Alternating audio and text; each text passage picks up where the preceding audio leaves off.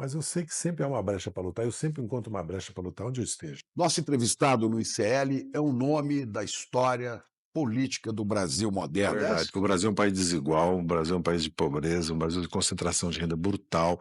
ele foi deputado estadual, deputado federal várias vezes, presidente do maior partido político da América Latina, quatro Presidente, usei vezes, a expressão aí, foi mas não vamos. ministro-chefe da Casa Civil, José Dirceu de Oliveira e Silva. Há mais de 60 anos, um nome na vida política do país. O mundo mudou e o Brasil mudou.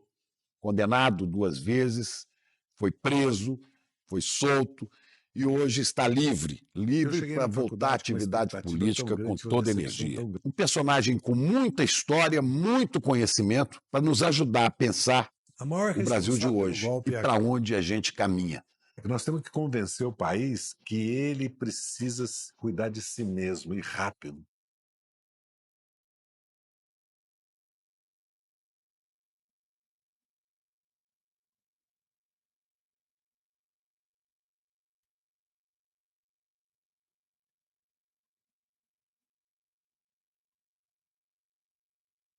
Conosco aqui, então, o ex-ministro José Dirceu. É um prazer enorme te Prazer meu. receber aqui no ICL. Foi difícil, ministro, há muito tempo que a gente vem tentando, né? O trabalho é excessivo e o tempo curto, mas para mim é uma alegria, Chico, por ser você e por estar aqui no ICL também, que é uma iniciativa e uma experiência bem sucedida que todos nós devemos olhar para fazer e procurar fazer melhor. É um jornalismo independente, um Exatamente, jornalismo aberto à exatamente, discussão, né? exatamente. É aquilo que você fez na vida pública, né? Liberdade para discutir vários temas. Vida pública que começou há mais de 60 anos. O Eu senhor nasceu em Passa Quatro, Minas nasci, Gerais. eu nasci em Passa Quatro, tive uma infância fantástica e uma juventude maior ainda, porque os padres franceses criaram um colégio em Passa Quatro, os betarramitas, gratuito, com padres de várias nacionalidades. Eu tive o privilégio de fazer o ginásio lá, né? Que seria hoje a sétima, oitava e nona série, né? Ou a oitava, nona série. E também meu pai, que era o denista, o sócio dele era do PTB, então eu cresci sobre as figuras do Eduardo Gomes e do Getúlio Vargas, certo? E vim para São Paulo com 14 anos de idade, ser office boy, estudar no Colégio Paulistano ali na Rua da Glória para fazer o científico. E já não fiz movimento secundarista, mas já estava envolvido no debate político, no estudo principalmente, que havia um Sua grupo. vinda para São Paulo foi em 61. 61. Eu cheguei em São Paulo em Né? 61. São Paulo ainda tinha bonde, acabava mais ou menos no Tatuapé, no Borba Gato, Vila Maria, Santana, era outra cidade, 3,5 milhões de habitantes. Fiz o científico, trabalhava o dia todo, muitas vezes ia a pé para o trabalho. Trabalhava de quê? Trabalhei de office boy, almoxarifado, arquivista, ajudante de contabilidade, relações públicas, fiz um pouco de tudo, aprendi Quer tudo. dizer, mas a sua entrada no movimento estudantil, ela veio do período do científico ou Quando eu cheguei na faculdade. Por quê? lá na PUC? A aspiração de ir à universidade, ela é um sonho, né? E eu levei uma decepção quando eu cheguei na faculdade. Primeiro porque o centro acadêmico estava fechado, a associação atlética fechada, era proibido fazer feira de livros, cineclube, teatro, havia repressão. Já a ditadura, né? Eu entrei em 65, eu já peguei a ditadura. E comecei a participar da luta pelo centro acadêmico, que foi porque houve um decreto-lei do Suplicy de Lacerda, que era reitor da Universidade do Paraná. Começaram a prender, expulsar os estudantes. Nós fizemos um plebiscito, né? A Uni fez. E aí começou a minha participação. Eu conheci o Funari, que está vivo ainda, o Travasso, que infelizmente faleceu em 82, que foi presidente do meu centro acadêmico da UEA e da Uni. O Travasso foi, aliás, o Funari também foi presidente da UEA de São Paulo. E nós fizemos a geração de 68. Quer dizer, eu, na verdade, Já era presidente da União Estadual dos já, Estudantes. quando nós fazemos as grandes manifestações em São Paulo, a luta contra a ditadura, a luta pela educação, ensino público gratuito, pelo, pela pesquisa científica e tecnológica, porque a geração de 68, ela lutou contra a ditadura Mas o mais importante é que ela fez uma revolução cultural no cinema, no teatro, na música, nas artes Foi um plásticas, na movimento literatura. mundial, né. Foi. Porque tinha 68 é o movimento a de guerra do Paris, né. Vietnã, a luta pelos direitos civis nos Estados Unidos, aí o efeito da Revolução Cubana era muito grande, né, e principalmente o movimento estudantil europeu. Ainda que no Brasil, o movimento estudantil é muito brasileiro, né, porque a UNE, ela surge na luta contra o fascismo. Depois ela se afirma na luta pelo petróleo é nosso e depois ela faz a luta pela reforma universitária. Você vê que a história foi da política para porque no fundo um centro acadêmico, a reunião dos estudantes numa entidade independente, autônoma, é para eles exercerem a cidadania, né. Essa cidadania se expressa na defesa do estudo, né, da pesquisa científica, mas também, certo, do país, né, da democracia, da economia, porque a universidade e a educação está ligado, certo, ao desenvolvimento do país. Então, a minha geração eu tive o privilégio de ser filho da geração de 68, né. Pois é, em 68 participou do famoso congresso da UNE, proibido em Ibiúna, onde acabou preso e era candidato a presidir a entidade, ia ser presidente da UNE, né, Tudo indicava. tudo indicava. Bom, ali foi a primeira participação política sua que rendeu uma prisão, né. Depois, a luta na clandestinidade contra a ditadura. Nós ficamos Depois, só para passar, porque aí depois vem o quê? Depois vem a fundação do PT. a fundação do PT. Eu Antes volto para a disso, faculdade, eu volto para a vem, faculdade, vem a fundação do PT, vem as diretas já, direta já, outra depois luta sua, depois a Constituinte e depois o governo Collor. Constituinte 88, depois o governo Collor, né? O impeachment do Collor, depois os anos de oposição ao presidente Fernando Henrique Cardoso. Quer dizer, viveu todos os momentos É, importantes da história do de Brasil. 65, vai fazer 60 anos agora, eu, o Rui Falcão, muitos de nós, né, para citar um que é meu amigo até hoje, o Rui Falcão, nós completamos 60 anos de vida e de luta política. Eu quero lembrar para quem quiser achar, existem, eu vi pelo menos 2 filmes documentários excelentes, né? Tem o Hércules 56, né, que é Hércules o 56, Silvio Darim, que é o Hércules é o avião que levou todos levou os, o Hércules. os que saíram do Depois eu país. encontrei esse avião lá no Galeão, no Rio. Cheguei a Levou para o vê-lo. México e daí só foi para Cuba. Né? Tem também o Ibiúna, acho que do Silvio Tender. Tem Silvio Tênis e tem o Maria Antônia do Maria Renato Antônia, Tapajós, isso, que mostra a chamada Guerra da Maria Antônia. né, os estudantes da USP contra os estudantes do Na Mackenzie, verdade, foi o DOPS, o CCC, Comando Clássico Comunista, a contra os reitora, estudantes. Esther Figueiredo, as autoridades políticas de São Paulo, que montaram uma provocação contra os estudantes da USP, porque nós fazíamos pedágio, a Maria Antônia estava ocupada. Vamos lembrar que ali tinha o Mackenzie, a filosofia da USP, a economia da USP, atrás a sociologia política, e na Rua Maranhão a FAO. Então ali era um mundo estudantil, era o centro político de agitação, de propagação E cultural, era o confronto de esquerda e direita direita fascista mesmo, armada, né? armadas, Direita CCC, armada, Comando de que Caças mataram Comunistas. inclusive o Zé Guimarães, o estudante, né, nesse choque. Esses filmes mostram, inclusive, a imagem dele morto e Isso, tal. isso. Mas como é que foi? O Congresso da UNE estava proibida É. a atividade da União Nacional dos Estudantes. Vocês Nós fizeram um congresso para 1.000 pessoas. clandestino, né, porque nós tínhamos feito congresso clandestino em Valinhos, aqui em São Paulo, e em Belo Horizonte, mas com cento e tantos delegados. Nós tomamos a decisão de fazer um congresso clandestino com 800 delegados. Clandestino, Algo 800. eu e o erro é maior se nós lembrarmos que nós fizemos o congresso da OEA no CRUSP em agosto, né, então antes, No Centro Residencial dos Estudantes com da USP. mais de 5.000 estudantes, dando segurança para os delegados. E o governador, né, Sodré, não teve condições de invadir o CRUSP para impedir o Congresso. Cara, é o Congresso que foi o Congresso que consolidou a minha eleição, que eu tinha sido eleito em eleição direta. Aliás, fui eleito presidente do Centro Acadêmico em eleição direta, presidente da UEA em eleição direta, e a quarta eleição minha para presidente do PT, nós fizemos eleição direta também. Foi o Congresso de Biúna, onde saíram vários presos. Né? Preso por- E todos foram soltos, menos os que ficaram lá no Forte Itaipu. E só não foi. Vários conseguiram sair da A maioria prisão foi sendo com habeas solto, corpus. respondendo o processo. Poucos ficaram presos como alguns de Minas que cumpriram penas de 2, 3 anos. A imensa maioria foi solta. E a sua prisão permaneceu, porque no dia que ia ser impetrado o Não, habeas corpus, foi impetrado, foi dado, quando eu pedi uma foi extensão, dia veio o ato institucional número foi dia 13 13 de dezembro de de 68, 68. onde É. acabaram todas Aí as garantias Eu, individuais. Vladimir Palmeira, meu amigo, companheiro que vive no Rio, foi deputado constituinte do PT, depois foi deputado, e o Luiz Travassos, né?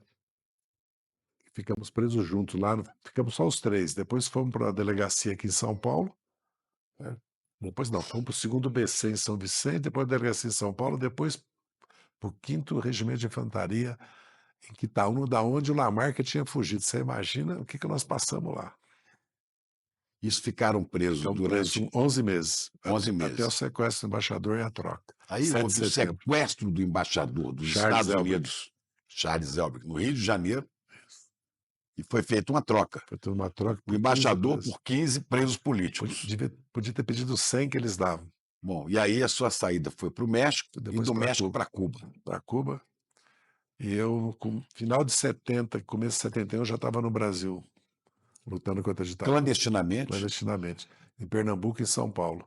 com o nome de. Não, naquela época eu estava clandestino, não me lembro mais o Mas nome. era o nome de Zé Depois eu Dirceu ou sa... não? Não, Não. eram documentos falsos. Passaporte falso, documento falso. Depois eu saí do Brasil em 72, porque eu não havia condições de ficar, e voltei em 74, 75, aí como Carlos Henrique Gouveia de Mello. Carlos Henrique Henrique Gouveia de Gouveia de Mello. Mello. Que aí eu vivo no Paraná, onde eu casei com a Clara Becker, que nasceu o Zeca Dirceu, que é meu filho, que hoje é deputado federal, foi prefeito da cidade de Cruzeiro do Leste, reeleito, elegeu o sucessor, né, que era o vice dele, e vivi lá até a anistia. Quando veio a anistia, eu voltei para Cuba, peguei um salvo-conduto da Uni, Nessa vinda sua para o Paraná, sim, que veio com esse outro nome, Carlos Carlos Henrique, Henrique. né? Foi feita uma plástica, Daí eu fiz a plástica já para voltar a primeira vez. uma plástica que mudou muito o seu Mudei rosto, meu nariz, mudei essa parte aqui e um pouco por dentro, lá em Cuba. lá em Cuba. Depois tirei a plástica em E 79. era irreconhecível. Não, mudava o suficiente para não correr risco. Só nós mesmo, né? É, Onde que nós estávamos com a cabeça, né? mas é, eu quero saber onde anda essa cabeça, né? Pois é, aí voltou para o Brasil, continuou nas lutas, né? No Fiquei Paraná, no Paraná. teve uma indústria Tive uma alfaiataria, uma de boutique, Magazine do Homem, uma fábrica de fabricava confecção. calça jeans Fábrica de calça chiques, eu jeans. me Você lembro. vê que eu sou empreendedor, Starup, viu? Antes, Elos, não é? muito antes do Marçal, eu já era empreendedor, viu? Era grife. Não, é que eu me dei conta, viajando com a Clara, mãe do Zeca, para cá, para São Paulo, para fazer compras a 25 de março, na Zé Paulino, né? O Brás não tinha. Tinha o Brás, mas não era o que é hoje. Que ninguém lá conhecia Lee, Leves e Starup. E comecei, ela falou para mim, porque eu, na verdade, ia trabalhar com confinamento de gado, com agricultura, mas veio a geada de 75 e dizimou o café no Paraná, aliás, para o bem do Paraná, no meu entendimento, porque o Paraná mudou completamente depois disso. Foi uma tragédia, uma oportunidade que também surgiu para o Paraná. E eu me dei conta que havia um mercado para isso. E comecei a vender só calças. Depois eu passei a aí por exigência da juventude, então eu comecei a vender sapato, meia, lenço, camisa, e cresceu muito. Depois aí abri até, a Clara já tinha uma fábrica de confecção, aliás, ela tem isso tem até agora há pouco, E agora, tudo legalizado. tudo, paguei, Empresário Carlos Henrique pagava Gouveia, todos os impostos. tudo em ordem. Ninguém Não, desconfiava de quem era aquele empresário. Agora imagina, isso no período mais difícil da ditadura, foi o general Médici, 72, 73. Eu tinha prometido para mim que eu não, quando um almirante, um general e um brigadeiro assinaram um ato complementar, me caçando a nacionalidade, me banindo do país, eu tinha prometido para mim duas coisas. Primeiro, que eu ia estudar o Brasil, porque quando eu peguei o avião para ir para Cuba, eu me dei conta que eu tinha saído de Passa Quatro com 14 anos, eu estava com 22 anos, né? Tinha ido uma vez à Bahia, num congresso de entidades gerais da Uni, duas vezes ao Rio para conspirar com o Vladimir Palmeira, para planejar a luta política, a luta estudantil, e tinha ido a Belo Horizonte uma vez. Quer dizer, como é que nós íamos governar o Brasil? Então, essa foi a primeira obsessão da minha vida. Conhecer o Brasil. Estudar o Brasil, porque eu depois, na clandestinidade, vou visitar uma região do Brasil cada mês. E agora, entre uma prisão ou outra minha, agora eu visitei 100 cidades e 22 capitais. E agora eu voltei de novo a viajar pelo país. Acho que só o presidente Lula conhece o Brasil mais do que eu no PT. Eu conheço o Brasil, quase toda cidade, e sempre vou a uma cidade do interior. E a outra obsessão minha foi: eu vou voltar para o Brasil. Ninguém vai tirar minha nacionalidade, quer Não dizer, tinha nacionalidade, não tinha mais passaporte, não tinha nada. estava banido. E eles tinham nos condenado à morte. E mataram, assassinaram, torturaram, desapareceram com os corpos de vários companheiros nossos. Com o caso do João Leonardo da Silva Rocha, o Antônio Benetácio. Houve um delegado que te fez uma advertência: se pisar aqui no Brasil, vai ser morto. Teve isso? Foi o delegado DOPS, quando nós estávamos no Galeão, que estávamos saindo já estava nos Na colocando troca no pelo avião. embaixador. Na troca pelo embaixador. Eu disse para ele, mas pode ser o contrário também, né? Não sei porque eu tive coragem de dizer, que eu não devia dizer, né? Mas essas coisas. Depois, em algum momento da história, teve notícia desse delegado? Viu esse delegado? Nunca mais. Sua volta para o Brasil, visitando o país como empresário, né? Casado. Casei com Dura Dona quanto Clara. tempo esse período aqui? Dura de começo de 75 até 79, porque depois eu volto. Eu saio, quando eu volto, eu começo a viver em São Paulo, né? Vou a Paraná ainda um ano e meio, mas passo vivendo no Paraná, São Paulo. Mas aí não houve problemas com a repressão? Não, porque eu já voltei, isso eu estou falando depois de 79, já voltei anistiado, né? Estou falando até a anistia, Não, até eu 79. nunca tive problema. Agora, eu me preparei muito, assim, porque na verdade você construiu um personagem, né?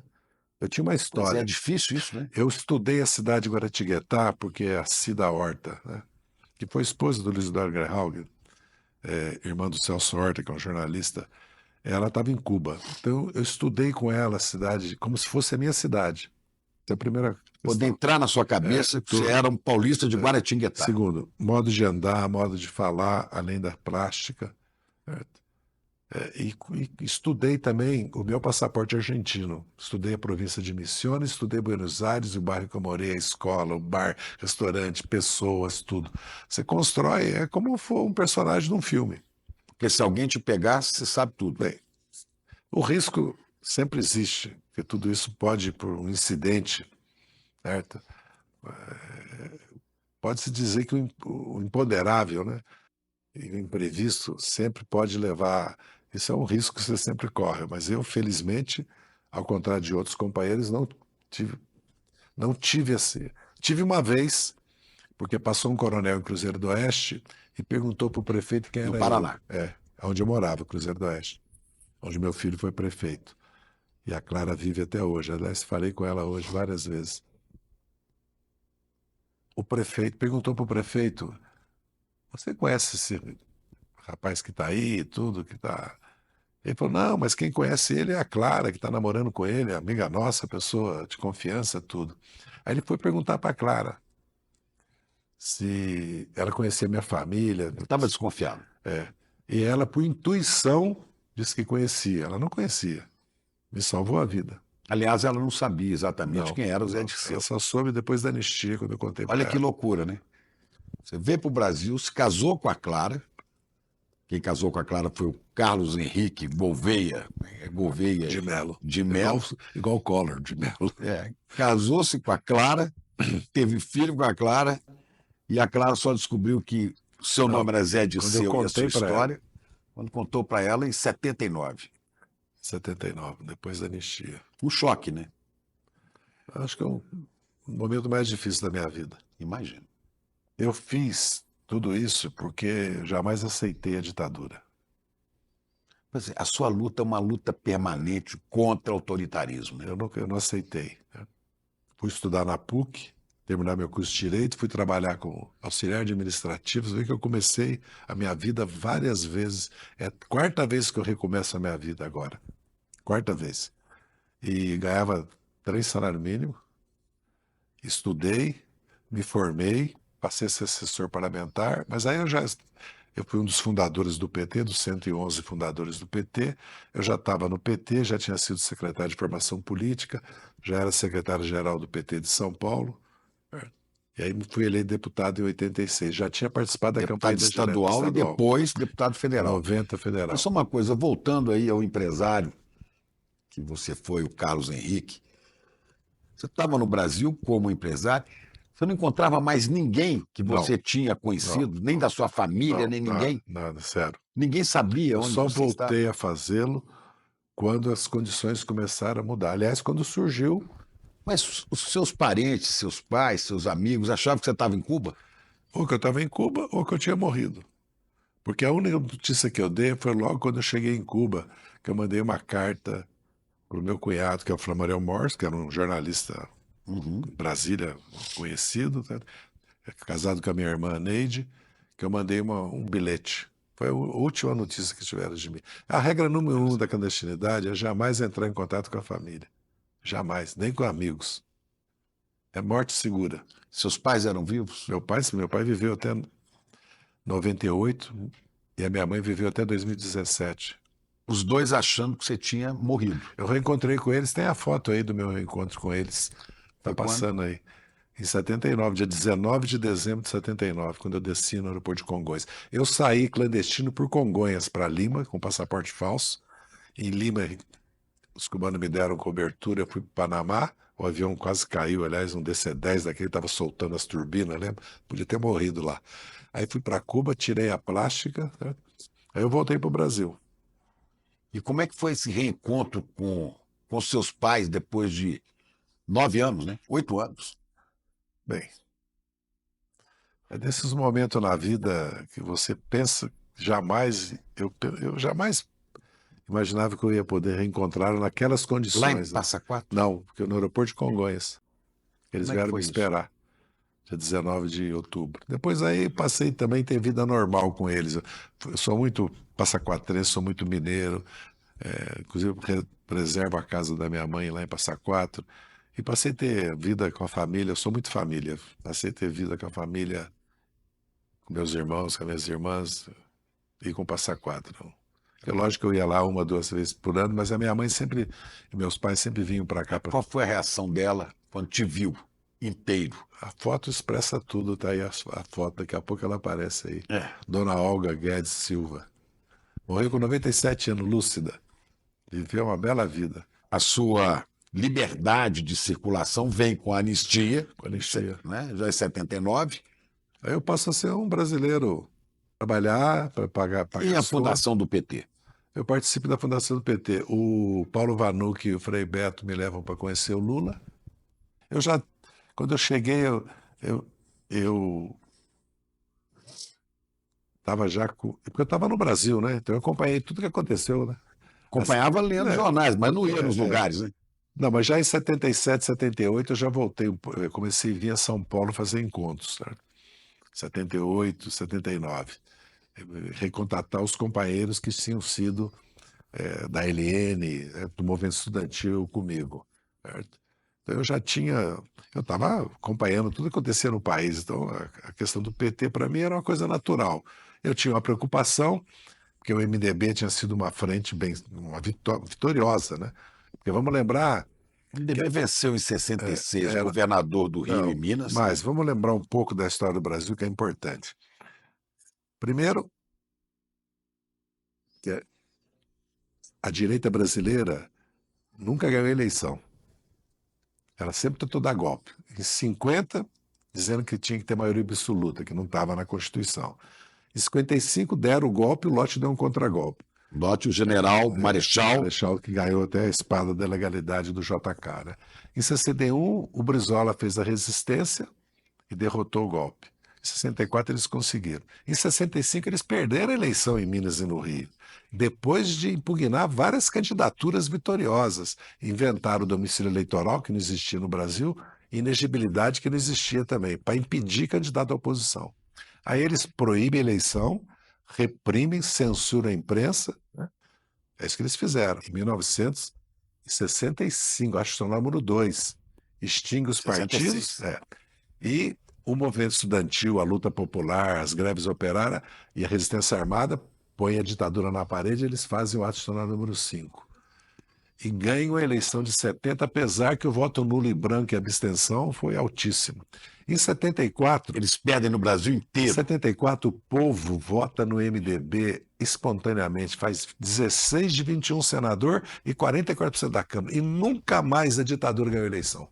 E em 86, o povo brasileiro deu maioria absoluta para o MDB na Câmara e no Senado. Veja bem, nosso povo votou no PTB de 46 a 64. Olha como é que tem um PTB sentido. de Getúlio. Trabalhista, nacionalista, democrático. Votou na frente contra a ditadura, o MDB, de 74 a 89. E depois de 89, deu 5 vezes a presidência do Brasil para o PT, com aliados e com uma frente ampla, né? O Geraldo Alckmin, o vice, é a expressão disso. Então, o nosso povo tem um sentido. Porque dizem que o Brasil, porque elegeu o Jânio, o Collor, só foi piorando, né? E o Bolsonaro, olha como é que a direita foi piorando, a elite brasileira, uma parte dela foi piorando. Elegeu o Bolsonaro, que nós somos um país. E agora, com o resultado que a direita, certo, ganhou a eleição municipal, que nós somos um país de um povo conservador, não é verdade? Pois é, historicamente você teve em todas essas lutas. De Tive. perto. Às vezes de longe vindo. Vou dizer mais, desde 61, quando o Jânio renunciou e meu pai chorou. Meu pai era janista roxo. Era inacreditável. Mas o meu pai também era. Meu pai tinha lacerdista e janista, né? Meu pai, nasceu. Lacerda. Meu pai era do Black Pinto, era mais. Tanto é que meu pai. Mas depois meu pai virou, viu? De um ato institucional número O seu 2. virou, não? Virou na hora. No ato institucional número 2, o Black Pinto vai para oposição, né? Ele muda, né? Uma parte da UDN. Vamos lembrar que a UDN nasceu da costela da Frente Ampla contra o Estado Novo, que deu origem ao PSB. Lá em 45, a carta, o Manifesto dos Mineiros. E surge a UDN. Mas Era um isso- manifesto contra a ditadura. Isso aqui é conversa de mineiro, né? Dizendo, Mas, eu estou me alongando muito, daqui a pouco eu Não, vou é porque atrapalhar. é difícil mesmo contar essa história toda, a sua, que é riquíssima, né, aqui numa entrevista assim. Mas é que Mas é que eu sou fascinado por É que história precisa e dar acho um- que as pessoas que estão nos pra assistindo juventude- podem ajudar a pesquisar mais. para a pra descobrir. juventude de hoje é preciso dar um sentido sempre histórico que nós estamos vivendo hoje, sabe? Mas eu queria saber assim, qual é o sentido que te alimentava desde o começo, entrar em política, e depois ter a vida O Brasil, em risco. eu não O que, tenho. o que que é que te alimentava? Em que você acreditava? Primeiro, no Brasil. Eu fui educado. Mas como? Que Brasil é esse? Então, eu fui educado em Minas Gerais. Então, primeiro a liberdade, Tiradentes. Eu fui educado numa casa. Mineiros, Tancredo Neves. O primeiro compromisso de Minas é com a liberdade, porque a liberdade é o Uma outro democracia. nome de Minas. Primeiro a democracia, depois o Brasil. Porque eu cresci na era do JK, quando se acreditava que o Brasil estava virando o que ele é o destino dele, ser uma potência. Uma potência com o povo vivendo bem. Não uma potência militar, uma potência de conquista. Uma potência porque ele é de per si, pelo tamanho dele, pela população, pelo território, pela localização dele. E essa questão do Brasil é minha obsessão, a democracia e o Brasil. Nasceu na família, na escola, dos padres, lá em Padres Passa Quatro. beterramitas, foi uma coisa fantástica. Quer dizer, era um sonho Brasil. E eu saí muito jovem de Passa Quatro por iniciativa própria. Peguei carona no caminhão no Expresso Siqueira, de uns amigos nossos até hoje, e vim para São Paulo. O primeiro lugar que eu morei foi no edifício São Vito, o famoso treme-treme que derrubaram. Que ali os caminhoneiros tinham um apartamento ali, né? E conseguia pagar a escola? Pagava. Não, eu vivi muitas vezes.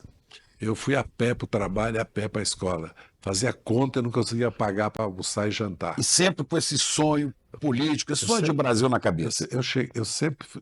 Olha só o que é o destino, né? O destino não. É aquilo que eu falo do imprevisto, do improvável. Eu cheguei em São Paulo, meu pai tinha um irmão, Antônio Fumeiro, porque Passa Quatro foi uns grandes centros de comercialização. Os italianos transformaram aquela região num centro de comercialização de fumo. Não produção, comercialização, para Sorocaba. Esse meu tio foi prefeito de Guareí, tem até uma estátua dele na cidade várias vezes. Pede para o Avalone Júnior, que era um deputado, ex-prefeito de Bauru, me dá emprego de office boy, ele me dá. Aí eu já caio na política. Eu fiz campanha eleitoral em 62 para o Avalone Júnior. Com 16 anos? Não, você vai fazer 60 anos. Eu fiz 62, eu fiz campanha eleitoral. E trabalhei no escritório dele, na parte política, não empresarial, que é Termas de Bauru, incorporação imobiliária, mas ele foi caçado pela ditadura.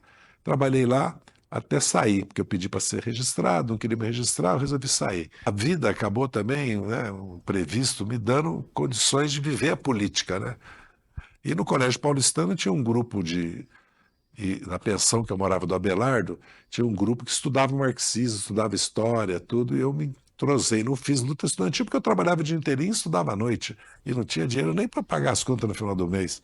E entro para a faculdade. Na faculdade, aí eu entro no movimento estudantil. A faculdade, na verdade, foi onde eu me encontrei mesmo com o Partido Comunista Brasileiro, me filiei ao Partido Comunista Brasileiro, com a Depois, AP, por causa do Travassos, entendeu? E aí comecei a participação no movimento estudantil. Não parou até eu ser preso. bom, daí vai evoluindo, já ouvi um pouco dessa história, aí vem a fundação do Partido dos Trabalhadores, que se torna, em princípio, muita gente não acreditava, mas se torna o maior partido da América Latina, Porque talvez dos maiores partidos trabalhistas do mundo, né? porque o PT expressa também o acúmulo de toda a luta dos trabalhadores no Brasil, porque é a classe operária industrial, as classes trabalhadoras do serviço, do comércio, dos professores, do serviço público, funcionário público, no momento já que o país tem o voto da mulher, a partir de 46. O Brasil está urbanizado. A classe trabalhadora, que era minoritária na sociedade na década de 20, até que são os tenentes da classe média que fazem a luta política, na década de 30 ela participa, mas quando ela chega da industrialização, depois da guerra, quando chega a indústria automobilística, a classe e muda a composição da classe trabalhadora brasileira, vem a imigração de outros estados, vem a necessidade de estudar para trabalhar por causa da evolução tecnológica, e a cidadania também cria uma classe trabalhadora capaz de participar da vida política do país sem repressão, porque muitas vezes a classe trabalhadora teve seus partidos, como o Partido Comunista Brasileiro, ou o Partido Socialista, ou depois o PCdoB, né? E mesmo o PTB, mas foram reprimidos, né? Porque o PTB foi proibido, foi fechado, né? E o Partido Comunista teve uma vida legal de 2 anos depois da guerra, até que fizeram aquela infâmia de caçar os mandatos dos senadores e dos deputados e colocar o partido na clandestinidade. Também a democracia trouxe oportunidade e a classe trabalhadora conquistou essa democracia. Porque quando a classe trabalhadora entra na campanha contra a ditadura na década de 70, ela muda completamente a correlação de força. Muda completamente as greves operárias do ABC em todo o país e o crescimento da classe operária. E vamos lembrar que no governo Geisel se implanta a indústria química de base no Brasil. E é uma expansão muito grande dos serviços. Então, a classe trabalhadora que já tinha peso, ganha um peso enorme. E quando vem o voto para o analfabeto, que hoje já não tem tanto peso, mas naquela época tinha, a Constituição de 88 dá o voto analfabeto, o país virou uma Pois é, mas o democracia. PT ainda surgiu dentro da ditadura, O PT surgiu dentro lutando contra a contra a ditadura. ditadura. As greves eram proibidas, Ele foi reprimidas, inaugurado no o governo sindicato Figueiredo, foi preso, foi processado, né? né? O PT é filho da luta contra a ditadura pela democracia, e o PT é filho das pastorais operárias das SEBs, da Teologia da Libertação, e o PT é filho daqueles que tinham lutado contra a ditadura dentro do MDB, certo? Ou fora, e tinham lutado na clandestinidade e que se incorporaram ao PT. E também muitos intelectuais, né? Muitos acadêmicos. O ex-ministro Paulo Vanucci e o Frei Beto te levaram para Conheceu conhecer o Lula. Como é que foi esse encontro? Para mim era, né, quase que a realização de um sonho, né? Conhecer o Lula, porque para minha geração era a autocrítica que nós tínhamos que fazer da luta armada, entendeu? O PT, de certa maneira, foi a autocrítica da luta armada. E, de certa maneira, o Lula acabou realizando o sonho da nossa geração. Aliás, quando ele venceu a eleição em 2002, nós estávamos lá no hotel, acho que é Ali na Alameda Santos. não, o hotel lá na Berini, Hyatt. no Hyatt, que nós tínhamos alugado lá em cima, ele me abraçou e disse: fizemos o sonho da tua geração. Nunca mais me esqueço que ele me falou, me abraçou e disse isso para mim. Mas como é que foi esse primeiro encontro? Quando você chegou, o Lula já era um grande líder sindical, você tinha uma história de luta política. Como é que foi? O Lula era muito desconfiado dos estudantes, né? Ele era Mas eu estava em boas mãos, né, trazido pelo Frei Beto, pelo Paulo Vanucchi, né. Eu acho que houve uma empatia, naquele momento começou uma relação já dura, né. Isso foi há 46 anos entre eu e o Lula, certo? Porque eu tomei a decisão de me filiar ao PT, de participar da fundação e de lutar pelo PT, eu fiz isso até hoje. Se olhar minha vida, mesmo eu sendo processado, cassado, depois, né, sair do governo, todo esse se olhar esses 20 anos que eu passei, certo, o PT está presente sempre na minha vida, na minha atividade, inclusive na prisão, inclusive dentro da prisão. Eu nunca deixei Você é um de cara que foi caçado com C cedilha e com 2 S. é, Com C cedilha, que é caçado pela repressão, e com 2 S, caçado, né, aquilo é pela direita política. aquilo é uma Mandato de deputado federal caçado em o povo de São Paulo tinha me 2005, né? dado 513.000 votos naquela época, que hoje representa mais de 1 milhão de O segundo votos. mais votado do Brasil, né? E eles me caçaram sem nenhuma base. É tão ridículo que eles caçaram o Roberto Jefferson porque ele não provou que existia o mensalão. E me caçaram porque eu era o chefe do mensalão, acusação que o Supremo me absolveu, né? Que eu fui absolvido. Aí a minha mãe aí comigo, Dona Olga. Aqui. Meu pai está de lado. Aí eu já Mas, tinha tirado a plástica já. E bom, tinha cabelos mas aí. voltando, aí você foi caçado por ter participado do mensalão e foi condenado por isso Cumpri depois. pena. Cumpriu pena. Eu fui preso E em o Roberto 2003. Jefferson Foi caçado porque não foi caçado porque a não conseguiu provar que existia o mensalão. quebra de decoro. Aquilo foi um processo político para me tirar da vida política do país e talvez, como muitos afirmam, da sucessão presidencial em 2010. Que o seu nome era cotado para substituir o Lula. Então, E eu, veio, e eu veio a quase fui presidente da UNE e quase fui presidente do Brasil, vamos dizer assim, para fazer uma ironia na história. Pois é. Seguramente eu não seria, talvez, não quer dizer que eu seria o candidato em 2010. Mas era o ministro da Casa Civil, e quando houve a sua cassação e sua prisão, né, quem veio te substituir na Casa Civil foi exatamente a Dilma, que depois, em 2010, o Lula lança candidato. Para quem eu apoiei dentro do PT para viabilizar ela como candidata e depois apoiei para construir as alianças e ainda participei da campanha dela na coordenação. Olha que sequência de lutas, de cair e levantar, né, e dar a volta por cima. Essa expressão da volta por cima foi criada na música de Paulo Vanzolini, É, né? mas é porque também eu sempre participei de movimentos, né, de coletivos, sempre participei de partidos, sempre participei de entidades.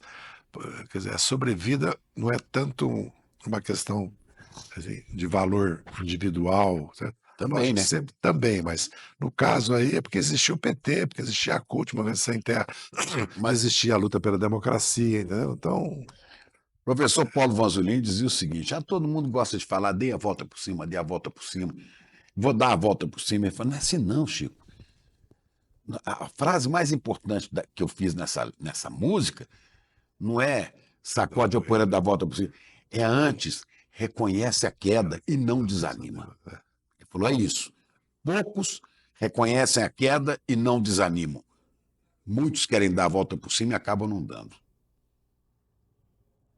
para lá já se foram 60 anos. Agora nós temos que pensar nos próximos 20. Pois é, isso que eu quero saber como é que faz, porque tudo que te alimentou esse ano todo, esse tempo todo, esses anos todos, foi uma utopia, foi um sonho de Brasil, foi um amor pelo Brasil, não é? E não só no seu caso, mas de toda a geração e de todos os movimentos, dos grupos políticos, dos partidos. Hoje há condições para isso, porque esse sonho parece que ele vai se perdendo, né? Inclusive na própria juventude, o movimento estudantil praticamente eliminado, os sindicatos com as mudanças do mundo do trabalho desaparecendo, as comunidades eclesiais de base da igreja que não existem mais, a igreja se tornou uma coisa conservadora, a igreja católica. E as neopentecostais entram fazendo política para o outro lado. É possível manter essa luta sem o sonho? Bem, primeiro a fundação do PT é um momento histórico no Brasil, que é a primeira vez que um partido que representa os trabalhadores, e de esquerda e socialista, vamos lembrar, não é colocado na clandestinidade. A bem que tentaram, com a Lava Jato, caçar o registro do PT e levaram, inclusive, o Lula à prisão num processo sumário político de exceção, e todos nós, muitos de nós, como eu, também fui preso 3 vezes pela Lava Jato. Tinha sido preso uma vez no Mensalão, fui 3 vezes pela Lava Jato. Lula foi preso, você foi preso, Zé Genuíno foi preso, mais um monte de gente. Então, isso é um fato que mostra, e tudo que nós já falamos aqui, que há no Brasil base, sim, social, política, cultural, para você pensar o Brasil, né, e pensar uma mudança estrutural no país.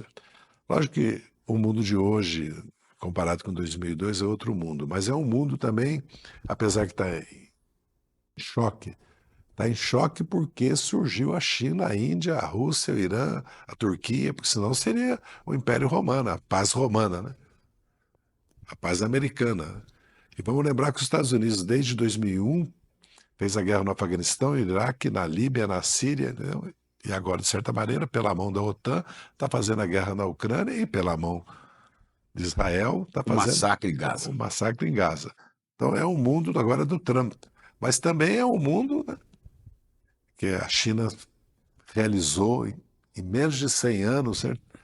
O, o sonho de uma civilização, que é a civilização chinesa, que é um país hoje desenvolvido. Eu estive na China agora, fui em 2001, fui em 2008, eu voltei agora à China. Então eu vejo que o Brasil é o 5º país em território, o 8º em população, porque a Nigéria e a Indonésia nos passaram, é uma das 10 maiores economias do mundo. Há um critério de mais de 2 trilhões de dólares, mais de 2 milhões de quilômetros quadrados, mais de 200 milhões de habitantes. São 10, É, 12, cada frase dessa nos dá uma dimensão de Brasil. 10, 12, 14 países têm. E só 5 países têm as 3 condições: Brasil, Estados Unidos, Índia, China e Rússia. Então, o Brasil, né, é o único que não é potência militar. Não tem bomba Tem nuclear. bomba nuclear. Mas é uma potência, porque tem soberania de alimentos, apesar que há fome, porque há desigualdade, concentração de renda. Tem energia limpa, tem base tecnológica e industrial, é uma das maiores economias, mas não tem independência financeira e tecnológica. Mas o Brasil é um país democrático, então se pode lutar. Então a questão, mudar as condições, mas não mudou a realidade, não mudou a luta de classe. Porque o que nós estamos assistindo no Brasil hoje é luta de classe, o que nós temos nos Estados Unidos é luta de classe. Lógico que a classe trabalhadora também já votou no Maluf, parte dela, também já votou no Collor, E também já votou no votou no Bolsonaro. Jânio, e votou no Bolsonaro. Certo? Uma parte da classe trabalhadora agora não votou na Le Pen, mas historicamente não foi do Partido Comunista da China, na Itália a mesma coisa. Isso é uma luta política e cultural. Nós que somos socialistas, nós que somos democratas, nós vamos lutar. Certo? Como lutamos e conseguimos, numa frente ampla, retomar o governo do Brasil e derrotar o bolsonarismo. Mas as armas da luta hoje, mudaram completamente. não é? Mas sempre mudam, né? Agora Porque é a questão das redes digitais, aquela, das big techs, não é? os desafios não são poucos. A classe trabalhadora passou pela automação, robotização, pela pandemia, pelo home office, Resistiu. pelos aplicativos, pela precarização, pela reforma da Previdência trabalhista, sindical, que tirou as condições dos sindicatos sobreviverem, pelo golpe da Dilma, pela prisão do Lula ilegal. Tudo isso passou. Então também tem consequências. E eles têm o apoio do capital financeiro, do capital agrário, porque eles apoiaram o Bolsonaro, né? E vão tentar eleger alguém que não seja o Lula. E nós não temos maioria no parlamento. Então as condições que nós governamos, às vezes eu falo, é quase um governo impossível. Mas o Lula está realizando. Mas está no poder. Esses 2 anos, nós vamos dar um balanço esses 2 anos, certo? E o Brasil tem assim, caminhos, Lula tem condições de voltar em 2026 tem eleito? condições. É uma decisão Os que seus cabe, contatos com cabe ele, acha que ele vai encarar isso? que vai encarar. Vai porque nós temos a nova indústria Brasil, temos o PAC, temos a transição energética, ambiental, certo? Nós temos que... Porque o Brasil tem que tomar uma decisão. Ele vai desconcentrar a renda ou não? Porque o Brasil não é a Austrália, não é a Nova Zelândia, que com agricultura, minério e turismo, certo? E tecnologia, o Brasil tem 200 milhões de sul-americanos querendo integrar com o Brasil. É quase uma União Europeia, 400 milhões. Quer dizer, e o Brasil tem condições de liderar isso. Então, agora a elite brasileira quer pensar o Brasil ou quer ganhar dinheiro Mas exportando se commodities? a elite econômica, não Sim, fala elite brasileira para mim, você, o presidente Lula, sim. a elite econômica do Brasil nunca teve sonho nenhum de Brasil, a não ser do seu próprio bolso. Não tem sonho de um país, de uma Não, por exemplo, soberania, não é? o A Brasil, elite o econômica. Brasil durante os 30 anos, depois quando surgiu a República, não acreditava, a elite não acreditava que o Brasil pudesse ter indústria. E a elite queria branquear o Brasil, não aceitava que o Brasil é um país preto, negro, né? Foi Roberto Simons, um empresário, que levantou e lutou contra isso, fundou a Fiesp, fundou o ensino profissional, certo? Fez política, governou, foi parlamentar, escreveu livros fantásticos. E o Getúlio, quando pediu aço e energia para entrar na guerra, ele muda o Brasil. E no primeiro governo dele, quando ele funda a Petrobras, a Eletrobras, consolida a Vale, Sumoc, funda, cria as condições, inclusive, com a Camex, ele muda o Brasil. O Juscelino industrializou o Brasil. Mesmo os militares, se você olhar, o Geisel, sendo Plano de ditador, desenvolvimento. fez o segundo Plano Nacional de Desenvolvimento. Aliás, sempre teve Plano Nacional de Desenvolvimento. Desde o SALT do Dutra, passando pelo Juscelino, depois o Trienal e a Reforma de Base do Jango, o primeiro plano do Castelo Branco, o segundo. E sempre o Estado foi a base do desenvolvimento brasileiro. Inclusive o capital financeiro só existe hoje como tal porque não foi feito o PROER, que salvou, porque podia ter estatizado todos os bancos, como muitos países fizeram, capitalistas, numa crise como aquela. Então, eu acredito que esse fio da Mas história. boa parte da elite Não, econômica hoje nós brasileira, ou estamos a na maior parte, realidade. pensa no seu Bem, interesse. mas vamos ver Ou objetivamente, não? porque, como diz o presidente Putin, discutindo com o jornalista americano, é preciso olhar objetivamente o que está acontecendo no mundo e no Brasil. No mundo tem a Então China e vamos tem lá. a Índia. Não adianta, e tem a Rússia. Não adianta. Aqui no Brasil, objetivamente, tem um problema. O agronegócio brasileiro enfrenta um desafio climático, ambiental gravíssimo, enfrenta um desafio que ele depende totalmente de importação. Os produtos químicos, farmacêuticos, fertilizantes, agrotóxicos ou biológicos, e toda a tecnologia. O Brasil vai depender totalmente do mundo? E se houver uma guerra na Europa? Isso o Trump inicia uma guerra comercial, aumentando as tarifas, inclusive para o Brasil e 60% para a China. Quer dizer, quem, qual é o interesse dessas elites? Porque o capital financeiro, a chamada Faria Lima, entendeu? Porque uma coisa são os bancos, outra coisa é a Bolsa de Valores, outra coisa é a Faria Lima. Tudo é o capital financeiro, mas tem diferenças, entendeu? O que nós propomos para o país não é uma revolução socialista. Quisera eu poder propor isso. O que nós estamos propondo para o país é o seguinte: o Brasil resolver, porque só dá para pensar o Brasil se acabar com a pobreza, com a desigualdade e der condições, né, para milhões de jovens que já estão em condições de assumir um papel e não conseguem no país. Fazer as reformas, que eu acho que é a reforma tributária, a reforma do sistema bancário e a reforma política, porque esse sistema eleitoral brasileiro só existe no Brasil votar no candidato. Um mínimo de 8, máximo de 70. É por lista, né? Não, por lista é proporcional ao eleitorado e à população de cada estado. Isso nos Estados Unidos, na Alemanha, na França, aqui na Argentina, na Bolívia, em qualquer país do mundo. Só no Brasil que tem isso. Agora, quem pode fazer essa mudança? Tem que formar uma maioria na sociedade para isso. Então, é que eu tenho dito, os dois desafios do PT é ele se autorreformar, porque ele tem que se mudar, ele tem que se reconstruir, como diz a presidenta Gleice, porque nós passamos 7 anos sob repressão, de 13 a 19, quase fomos ilegalizados, e construir uma maioria na Câmara e no Senado. Vai levar 4, 8 anos, mas é a luta. E o PT vai fazer um grande encontro agora, no começo do ano que O vem, PT né? vai fazer um congresso. De meses. Agora, nós vamos fazer uma série de reuniões agora, 5, 6, 7, se não me engano, de dezembro. A direção vai se reunir em Brasília, vai ter uma série de seminários e o diretório vai organizar, porque a eleição no PT é direta, né? Vai organizar o processo de eleição direta do PT, que chama PED, certo? E o congresso também do PT, deve ser em maio, junho, Deve ser mais de um mês, né? para eleger a nova direção. Isso vai ser uns 90, serão uns 90 dias. Que o PT vai debater o Brasil de hoje, vai debater as consequências da eleição. Não faltam novas lideranças? Não, tem surgido. Os Poucas, governadores né? do PT. A direita tem produzido mais, não? Não, mas nós estamos produzindo também. Agora mesmo elegemos vereadores, vereadoras jovens, mulheres, negros. MST. O MST elegeu muitos, né? Sindicalistas também se elegeram, tem surgido liderança nova.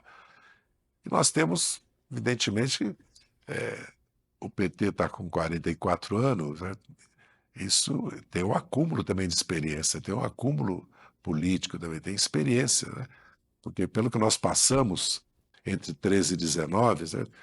Quando o Haddad teve 32 milhões de votos no primeiro turno em 18, eu falei, nós vamos voltar a governar o Brasil. Porque se naquelas condições nós tivemos 32 milhões de votos, é que nós temos... Com tudo contra, né? Porque mesmo agora, a situação que nós disputamos essa eleição, nós tivemos 9 milhões de votos praticamente, e depois no segundo turno, vamos supor, 12 milhões de votos. O PT tem condições de ter 14, como teve o PL, 12, 14, como teve o MDB, tudo. É uma questão, não é? O PT é um grande partido político, tem uma base eleitoral, tem uma base de militante maior, não filiada que filiada. Então, ele é uma força e tem uma memória, tem uma cultura, certo? E já prestou serviço ao país, né? Mas está faltando trabalho com as bases partidárias, Está faltando a não é? formação política, está faltando as redes e está faltando o território, porque nós perdemos o pé do território. O território hoje é associação, porque a direita hoje está disputando as OABs agora. A direita disputa farmácia, engenharia, CRM, né? Conselho Federal de Medicina, e Os disputou conselhos os conselhos tutelares que levaram tutelares. todos. Que aqui em São Paulo, aqui até que equilibrou, em muitos lugares ganharam. É uma disputa política. Nós não passamos sob a ditadura momentos, certo? Que a esquerda parecia que não tinha futuro, que não ia conseguir, e nós não conseguimos. Se nós conseguimos derrotar a ditadura, como é que nós não vamos conseguir derrotar a direita brasileira? Eu acredito que sim, olhando a história, né? E nós não tínhamos 5%, não dá para medir, né? Das condições que nós temos hoje de luta. Nós conseguimos, porque o que interessa são as contradições na sociedade. A direita vai resolver os problemas sociais, econômicos e políticos do Brasil? Qual a resposta que ela vai dar? Porque vai copiar o Trump? Porque é isso que eles estão... O Tarcísio está dizendo que vai privatizar a Petrobras, quer dizer, a Petrobras é o petróleo, isso é uma riqueza, como o minério é uma riqueza, como a terra é uma riqueza. Se uma parte dessa renda não volta para o país fazer uma revolução tecnológica, científica e social, acabar com a pobreza, as contradições vão crescer, vão aumentar. Então ele quer pegar toda a riqueza do petróleo e entregar tudo para os acionistas no exterior, que já entrega metade. Todos os países do mundo, inclusive os capitalistas, a Noruega, se apropriou da renda do petróleo e mudou o país completamente em 10, 15 anos. Nós estamos perdendo essa oportunidade. O minério praticamente não paga imposto, a agricultura não paga imposto. Se o petróleo, que era uma riqueza... O governador Tarcísio vem do meio militar, né? Teve até lá no Haiti. E vem com essa mentalidade de privatizar, de entregar. Nas suas andanças aí, você tem visto oficiais no meio militar que têm uma visão Eu não tenho contato. nacional? Praticamente eu não tenho contato com os militares. O Exército Brasileiro... Não está a maior parte dominada pelo Não, espírito as Forças Armadas Brasileiras, aliás, o documento do bolsonarista. Vilas Boas, acho que Brasil 35, revela isso. Vamos dizer assim, eles voltaram para os quartéis, estão despartidarizando e despolitizando o que houve dentro das Forças Armadas. Eu não diria que os militares brasileiros não são patriotas, certo? O entendimento que eles têm do Brasil não é o que nós temos. De qualquer maneira, eles não são hoje um fator na luta política institucional, na luta política eleitoral, certo? Eles são um fator de poder no país, como é o poder judiciário, né? Como é o parlamento, como é a mídia, né? Como é o capital financeiro. Porque hoje no Brasil você não vê industrial falar. Só fala capital financeiro e agrário, que é um sinal gravíssimo, né? Porque um país sem indústria, sem tecnologia, que futuro vai ter no mundo? Porque o Brasil vai ser cobiçado pela riqueza dele. Porque o Brasil não tem inverno, vamos lembrar. O Brasil dá 3, 4 safras. comida e a água, daqui a pouco o ar, vão ser escassos no mundo. Então o Brasil vai ser cobiçado. O Brasil precisa ter defesa, precisa ter forças armadas. Mas aí é uma discussão longa. O que eu acredito é que é um caminho errado. O caminho que as elites agrárias, financeiras do Brasil e mesmo políticas estão adotando é errado. Todos os países estão cuidando de si. Você acha que o Trump vai fazer isso? Por quê? Ele está cuidando dos Estados Unidos. Você acha que a Europa faz um plano agora de 800 bilhões de euros para investir na indústria e faz um plano europeu de subsídio para habitação? Porque está uma crise na Europa contra os turistas de habitação fantástica. E a Europa está subsidiando comida, tirando impostos e subsidiando energia. Aí no Brasil, fala que o Estado tem que acabar, que o Estado tem que sair, que tem que privatizar a Petrobras, os bancos públicos. O principal problema do capitalismo brasileiro é o crédito. Se o crédito fosse barato no Brasil, o Brasil cresceria 7, 8% ao ano. Porque um país que precisa tirar 20 milhões de pessoas da fome, elevar o padrão de vida 3 vezes mais de 70 milhões, reconstruir sua infraestrutura, fazer uma revolução tecnológica, construir ferrovias, construir estradas siderúrgicas, ferrovias, rodovias, esses aeroportos caíram aos pedaços que nós temos, com tudo que já mudou. Então o país precisa... O Brasil, só para resolver os seus problemas, tem condições de crescer 20 anos sem parar. Por que não cresce? Porque tem concentração de renda e porque o capital financeiro se apropria da renda do país. Hoje, grande parte do salário do trabalhador, da renda de uma família, da renda do microempresário, vai para imposto, mas vai para imposto tem que ir, mas não ele. O 1% e os 10% deviam estar pagando 2/3 dos impostos. E o resto da população, 1/3. Está ao contrário. A população paga 2/3 do imposto e o 1% e os outros 10% pagam só 1/3. Está errado. E esses setores reacionários, como por exemplo o setor do agronegócio, tanto critica e tanto quer privatizar, mas depende do absurdo, da montanha de dinheiro do Plano Safra, Não, e que eles veio do falaram, Estado, veio do governo Lula. e eles falaram que iam deixar de fazê-lo. Qualquer crise que tem no mundo, cai o preço das commodities, eles quebram. Como quebrou agora, inclusive os fornecedores de insumos, tudo. Eles quebraram agora. Muitos produtores agrícolas com 100, 200 mil hectares quebraram agora. Há muita riqueza, né? Porque também tem que cobrar imposto de renda e de lucros e dividendo deles. Entendeu? Porque quando você fala que não cobra imposto lucros e dividendo, você é uma... São que 600, 700 bilhões que não são taxados, entendeu? Então, quer dizer, vamos dizer assim, é possível mudar o Brasil? É. Depende da luta política, da luta cultural. Nós estamos numa situação de desvantagem? Estamos. Por um lado não estamos porque estamos no governo. Porque sobrevivemos à repressão, porque quase fizeram com o PT o que fizeram com os partidos de esquerda e socialistas no passado no Brasil, a pretexto da luta contra a corrupção, só a pretexto. Então nós temos condições. Agora, nós temos que mudar, e mudar muito, né? Nós temos que mudar muito agora. A oportunidade, o presidente Lula tem consciência disso, já me repetiu isso mais de uma vez, vamos mudar e vamos mudar muito. E o PT quer mudar a militância dos seus filiados. Essa eleição teve um papel importante, pedagógico para nós. Mostrou a força da direita, que eu já vinha dizendo que a direita estava criando um movimento de mulheres, de jovens, sedes, casas da direita, fazendo formação, criando institutos de pensamento, né? E que nós temos que fazer, né? Nós temos que fazer a nossa parte, nosso trabalho, inclusive voltar para o território, voltar para a base. E é possível. Totalmente possível. Nós já provamos isso. Zé Dirceu continua sonhador, guerreiro e pronto para voltar à vida política formal, né? Espero que eu consiga encerrar meus processos ainda esse ano. E aí, em 25, nós vou decidir com o presidente, com a direção do PT, o que eu farei nessa questão, se volto a ser deputado ou não. Mas agora, a minha fixação, certo, é o PT fazer esse congresso dele, renovar sua direção, se reconstruir, para nós enfrentarmos essa nova fase que nós vamos ter no país, que vai ter uma luta política no país. Porque quando o Tarcísio fala que vai privatizar os bancos públicos e vai privatizar a Petrobras, e começa a privatizar a educação e saúde, vamos ver as consequências disso, porque se você observar o que significam as OSs na estrutura da saúde, é um desastre. É um desastre. E pior, quando você tira uma OS, você não tem recursos humanos para administrar, porque você deixou 15 anos de formar quadros. É como se acontecesse numa empresa privada, entendeu? Então, por isso que eu acredito que as contradições sociais, a realidade objetiva, certo? Os fatos, certo? Vão exigir que o Brasil faça as reformas estruturais que ele precisa. Entendeu? Não há como lutar contra isso, é a realidade.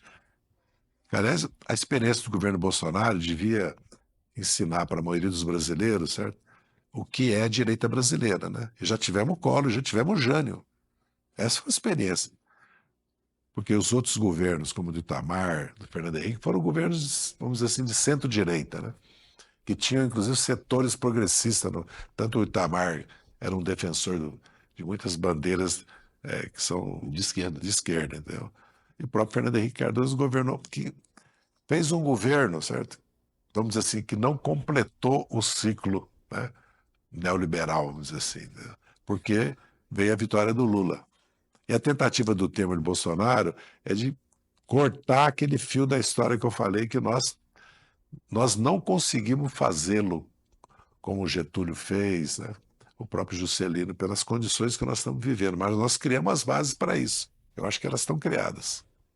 E 26 pode ser outra vitória. Espero que sim. Vou lutar para isso, né? Porque... Tá bom. De volta ao campo de batalha, politicamente praticamente resolvido, o ex-ministro Zé Dirceu nos deu a grande alegria de estar aqui. Obrigado. Eu que agradeço a oportunidade. Obrigadíssimo. A conversa aí poderia ir longe. O mundo está um caos, à beira do abismo, e poucas pessoas sabem explicar o porquê dele estar um caos. O ICL tem uma grande novidade para vocês. No dia 28 de novembro, uma quinta-feira, às 8 horas da noite, a gente vai lançar o próximo passo da nossa revolução. A pós-graduação reconhecida pelo MEC do ICL.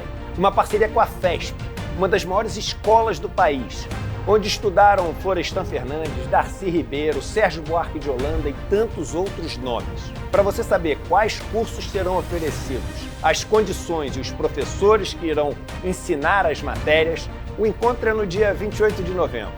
Mas já pode comemorar, porque é um passo que todo mundo estava esperando que fosse dado pelo ICL. Vambora!